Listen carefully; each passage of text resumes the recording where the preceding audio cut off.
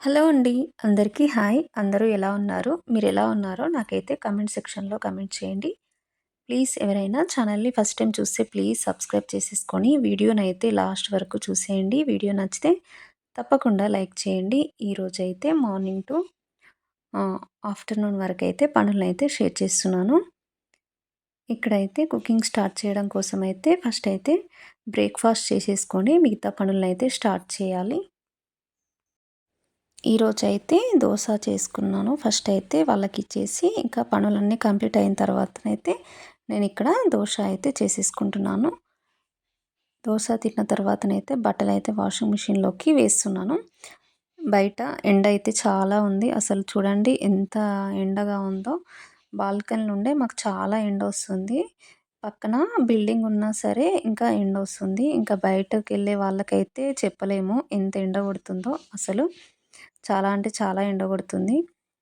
ఇక్కడైతే దోస వేసుకుంటున్నాను. బట్టలు వాషింగ్ మిషన్‌లో వేసేసుకొని దోస ప్యాన్ మాదైతే క్యాస్ట్ ఐరన్. దీన్నైతే ఫస్ట్ ఆయిల్ అప్లై చేయాలి కదా! ఫస్ట్ అయితే ఆయిల్ అప్లై చేస్తేనే దోస మంచిగొస్తుంది. ఇక్కడైతే నేను దీన్ని బ్రష్ లాగానైతే యూజ్ చేస్తున్నాను. మామూలుగా కొబ్బరి పీచు ఉంటది కదా! దానినైతే ఇట్లా చిన్నగా కట్ చేసేసుకొని ఒక థ్రెడ్ అయితే పెట్టేసుకున్నాను. మంచిగా న్యాచురల్‌గా వాడేసుకోవచ్చనేసి అట్లా యూజ్ చేస్తున్నాను. మామూలుగా ప్లాస్టిక్ ఉంటవి. కానీ అవెందుకో నాకు వాడాలనిపించలేదు. అందుకనేసి దీన్నైతే ఇట్లా ప్రిపేర్ చేసేసుకున్నాను. ఈ ప్యాన్‌కి ఆయిల్ అప్లై చేస్తేనే ఫస్ట్ దోస అనేది వస్తుంది. లేకపోతే రాదు. మళ్ళీ స్టార్టింగ్‌లో మంటని స్లోగా పెట్టేసుకొని తర్వాత హై ఫ్లేమ్‌లో పెడితేనే దోస వస్తుంది. ముందే హై ఫ్లేమ్‌లో పెడితే అస్సలు రాదు దోస. ఇక్కడైతే దోస వేసేసుకొని బ్రేక్‌ఫాస్ట్ అయిపోయిన తర్వాత చిన్న చిన్న పనులైతే ఉన్నాయి. వాటినైతే చేసేసుకోవాలి. ఇక్కడ వాషింగ్ మిషన్‌లో బట్టలేసిన కానీ ఒకటి వైట్‌ది ఆప్రాన్ ఉంది. దాన్నైతే వానిష్‌లో వేసేసుకొని నానబెట్టేసుకుంటున్నాను. వానిష్ వేసేస్తే మంచిగా వైట్‌గా ఉంటాయి బట్టలైతే వైట్ క్లాత్స్ ఏవైనా ఉంటే. ఇదైతే కాసేపు నానబెట్టిన తర్వాత హ్యాండ్ వాష్ చేయాలి. నేను దీనిని ఎప్పుడైనా వాషింగ్ మిషన్‌లో వేయను. సెపరేట్‌గా నానబెట్టేసుకొని హ్యాండ్‌తోనే వాష్ చేసుకుంటాను. అదైతే నానేలోపైతే టమాటాలని కట్ చేసేసుకొని టమాటా రసం చేద్దామనేసి ఇక్కడ టమాటాలు కట్ చేసుకుంటున్నాను. వీడియోస్ అయితే కొంచెం లేట్‌గా వస్తాయి. ఇంకా లాంగ్ వీడియోస్ పోస్ట్ చేశానో లేదో తెలియదు కానీ షార్ట్స్ అయితే చేయడానికి ట్రై చేశాను. లాంగ్ వీడియోస్ అయితే కొన్ని రోజుల తర్వాత చేద్దామనేసి అనుకుంటున్నాను. వీడియోకసలు వ్యూస్ ఎక్కువ రావట్లేదు. ఎంత కష్టపడినా సరే అంతే తక్కువ వ్యూస్ వస్తున్నాయి. అసలు నేనైతే ఈ ఛానల్ స్టార్ట్ చేసేసి 1 ఇయర్ అయిపోతుంది. అయినా అంత నేను ఎక్స్‌పెక్ట్ చేసినంత వ్యూస్ అయితే రావట్లేదు. చేయాలనే ఇంట్రెస్ట్ కూడా ఉండట్లేదు. ఎందుకంటే మనం ఇంత కష్టపడి ఒక వీడియో చేస్తే దానికి వ్యూస్ రాకపోతే అంత ఇంట్రెస్ట్ రాదు నెక్స్ట్ వీడియో చేయడానికి. అయినా కూడా ఇప్పటివరకైతే చేసుకుంటూ వచ్చాను కానీ ఎందుకో కొన్ని రోజులు బ్రేక్ ఇచ్చేసి చేద్దామనేసి అనిపిస్తుంది. చూద్దాం ఏమవుతదో. మీరైతే నా ఓల్డ్ వీడియోస్ అయితే చూడడానికి ట్రై చేయండి. బావుంటాయి. ఎవరికైనా కొత్త వాళ్ళు సబ్స్క్రైబ్ చేసేసుకుంటే వాటిని కూడా ఫాలో చేయండి. ఇక్కడ బీరకాయలైతే కట్ చేసుకున్నాను. ఇంకా రసంలోకి టమాటాలైతే ఉడికిపోయాయి. మంచిగా జ్యూస్ అయితే తీసేసుకొని ఇందులో ఫస్ట్ కారము, ఉప్పు, రసం పౌడర్ వేసేసుకొని ఇందులోనే కొంచెం కొత్తిమీర కూడా వేసేసుకొని పక్కన పెట్టేసుకున్నాను.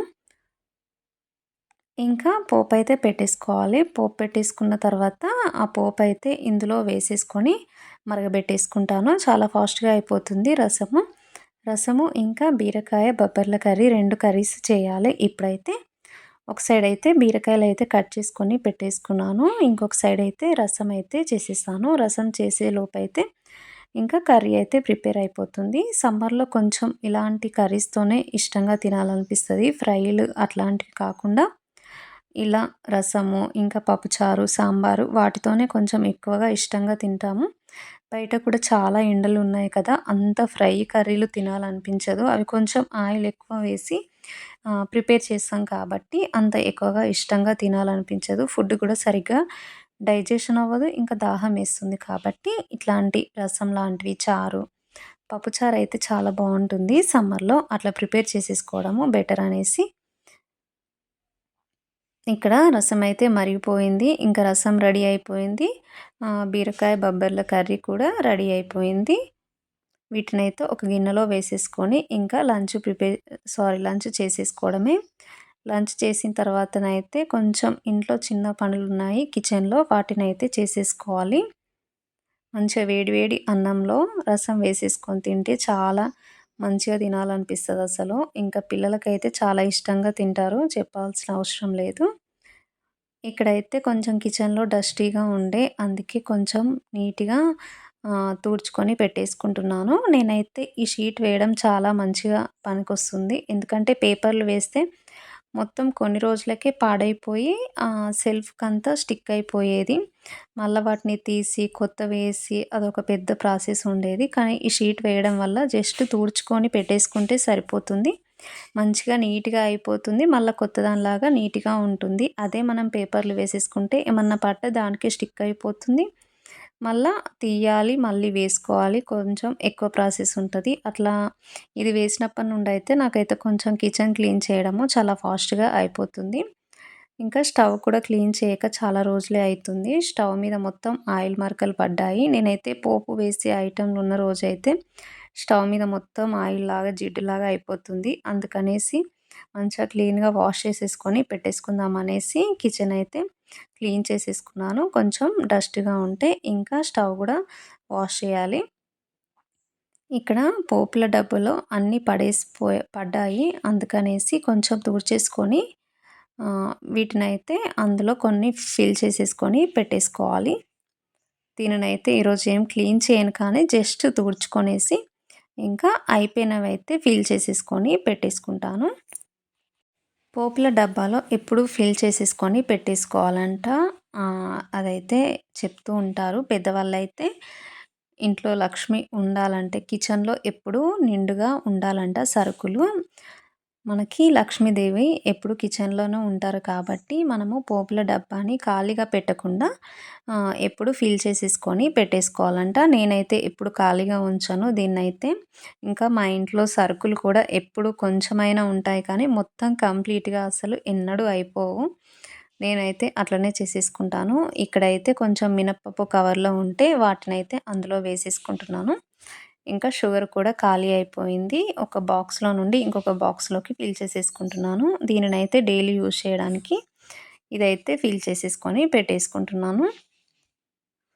కింద సెల్ఫ్‌లో కొంచెం ఎక్కువగా డస్ట్ అనేది పడుతూ ఉంటుంది. అసలు నేను డైలీ తుడుస్తూనే ఉంటా. మళ్ళీ ఎక్కువగా వచ్చేస్తుంది. ఈ డబ్బాలు కొంచెం తీసేసుకొని ఊడ్చుకొని పెట్టేసుకుంటున్నాను. కానీ కిచెన్ మొత్తం క్లీన్‌గా ఊడ్చుకున్న తర్వాతనైతే మంచిగా డస్ట్ లేకుండా చాలా నీట్‌గా కనిపించింది. అప్పుడప్పుడు ఇట్లా 1 వీక్ ఒకసారైనా తుడుచుకొని పెట్టేసుకుంటే ఇల్లు కొంచెం నీట్‌గా ఉంటుంది. ఇంకా కిచెన్ అయితే కంపల్సరీ నీట్‌గా ఉండాలి. ఎందుకంటే మనం ఫుడ్ ప్రిపేర్ చేసేది అక్కడే కాబట్టి ఎంత నీట్‌గా ఉంటే అంత హెల్త్‌కి మంచిది. ఇక్కడైతే స్టవ్ అయితే తుడుచుకుంటున్నాను. సెల్ఫ్‌లో అయితే కొంచెం ఊడ్చుకొని పెట్టేసుకున్నాను. ఇక్కడ స్టవ్ అయితే క్లీన్ చేసేసుకోవాలి ఇంకా. యూట్యూబ్ చేయడం అయితే చాలా సింపుల్ అనేసి అనుకుంటారు. ఎందుకంటే అందులో ఏం కంటెంట్ ఉండదు అనేసి చాలామందైతే అనుకుంటారు. కానీ ఒక వీడియో చేయాలంటే ఎంత టైం పడుతుందో అసలు. వీడియో చేయడానికి, మళ్ళీ ఎడిట్ చేయడానికి, థంబ్‌నెయిల్ చేసేసుకోవడానికి ఇదంతా ప్రాసెస్ ఉంటుంది. మళ్ళా ఇదంతా చేసిన తర్వాత వ్యూస్ రాకపోతే మళ్ళా ఒకలాగా అనిపిస్తది. ఎందుకంటే వ్యూస్ ఇంత చేసినా కూడా వ్యూస్ రాలేవేంటి అనేసి అనిపిస్తది. అదే మంచిగా వ్యూస్ వచ్చినాయనుకోండి మనకి చాలా ఇంట్రెస్ట్ వస్తుంది. ఎవరికైనా కొంచెం కష్టపడితేనే వ్యూస్ వస్తాయనుకోండి. నేనైతే 1 ఇయర్ అయిపోతుంది దగ్గర దగ్గరగా. ఇంకా 1 ఇయర్ అయినా కూడా ఇంతే ఉందనేసి ఒక్కొక్కసారి అనిపిస్తది. అట్లా అని వదిలేయాలని కూడా అనిపిస్తలేదు. ఎందుకంటే ఇక్కడి వరకి చేసుకున్నాం కదా! ఇంకా ముందు ముందు ఏమన్నా వ్యూస్ పెరగచ్చేమో అనే ఆశ కూడా ఉంటుంది కదా! సేమ్ నా మైండ్‌లో కూడా అట్లనే ఉంది. ఇంత చేశాను కదా! వ్యూస్ వస్తాయేమో ముందు. ఎందుకు వదిలేయడం ఇంత కష్టపడిన తర్వాత అని అనిపిస్తది. చూద్దాం ఏమవుతదో. ఇంకా కొన్ని రోజులైతే వీడియోస్ చేస్తూనే ఉంటా. నా కష్టానికి ఫలితాన్ని దేవుడు ఏదో ఒక రోజు ఇస్తాడనే నమ్మకంతో నేనైతే వీడియోస్ చేసేసుకుంటున్నాను. ఎవరైనా కొత్తగా యూట్యూబ్ ఛానల్ స్టార్ట్ చేసిన వాళ్ళు డిసప్పాయింట్ అవ్వద్దు. ఎందుకంటే వ్యూస్ అంత తొందరగా ఏం రావు. చాలా కష్టపడితేనే వ్యూస్ వస్తాయి. మనం మంచి కంటెంట్ ఇస్తేనే వ్యూస్ వస్తాయి. ఇంకా థంబ్‌నెయిల్ కూడా నీట్‌గా ఇవ్వాలి. అప్పుడే మనకి వ్యూస్ అనేవి పెరుగుతుంది. ఇంకా మనం చెప్పే వాయిస్ క్లియర్‌గా ఉండాలి. కెమెరా క్వాలిటీ మంచిగుంటే కంపల్సరీ వ్యూస్ వస్తాయండి. అట్లా ముందే డిసప్పాయింట్ అవ్వకుండా మీరు చేస్తూ ఉండండి. కొన్ని రోజులైతే మీకు కొన్ని రోజులకు తెలుస్తుంది. ఆ ఛానల్ గ్రోత్ అవుతుందా లేదా అనేసి. మరి 100, 50, 200 వ్యూస్ వస్తేనైతే చాలా రోజులు చేసినా వేస్టే అని నాకైతే అనిపిస్తది. కొంచెం 1000 అట్లా పెరుగుతూ ఉండాలి. 1000, 2000, 3000 అట్లా మనం టైం పెరిగిన కొద్దీ వ్యూస్ పెరుగుతూ ఉంటే ఆ ఛానల్ అనేది గ్రోత్ అవుతుంది. ఇక్కడ నాకైతే కొన్ని వీడియోస్‌కైతే కొంచెం మంచి వ్యూసే వస్తున్నాయి. కొన్నిటికైతే వ్యూస్ రావట్లేదు. ఇక్కడైతే కిచెన్ మొత్తం క్లీన్ చేసేసుకున్నాను. చూడండి ఎంత నీట్‌గా ఉందో అసలు. నాకైతే ఇట్లుంటే చాలా ప్రశాంతంగా అనిపిస్తది ఇల్లు మొత్తం. కిచెన్‌లో నీట్‌గా ఉంటేనే ఇల్లు మొత్తం క్లీన్‌గా అన్నట్టుగా అనిపిస్తుంది. అంతేనండి. ఈరోజు వీడియో అయితే కంప్లీట్ అయిపోయినట్టే. ఎలా ఉందో నాకైతే కామెంట్ సెక్షన్‌లో కామెంట్ చేయండి. మళ్ళీ ఒక మంచి వీడియోతో మీ ముందుకొస్తాను. అప్పటి వరకైతే వెయిట్ చేయండి. Thank you.